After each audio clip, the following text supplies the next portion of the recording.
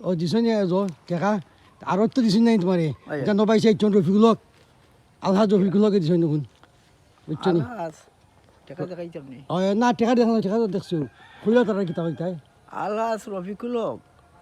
ভাই তোমার সব সময় হইতাম 1 নম্বর জ্ঞানী গুণী আজকুর খাদে দেখলাম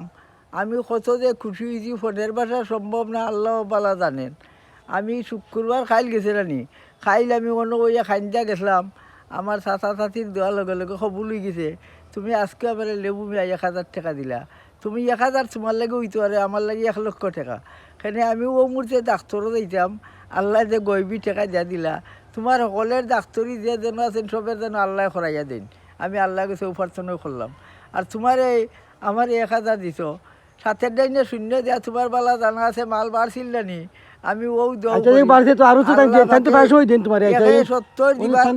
170 দিবার ক্ষমতা আল্লাহ আমারে দিলে হইতো না ইলে আর 170 রমলা দিবার ক্ষমতা আল্লাহ দান করুক আমার সকলরে কই আমার লাগে দোয়া করতা বাঁচি দিয়ে আমার ঠেকা দেন সিরাজ মিয়া ঠেকা দেন তুমি ঠেকা দাও আমার খুশির সীমা নাই সবাই রে কইও বন চুফিয়া লাগাইয়া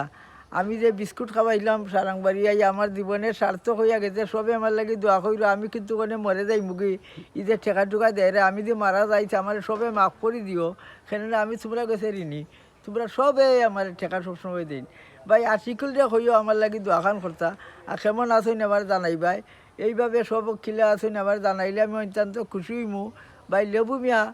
আমি কই তান রে তাইন পুরানা শিল্পী রাখো তান্ডে দইরা রাখো বাড়ির কর্মী হিসাবে তাইন ভালো আছেন শুক্র আলহামদুলিল্লাহ।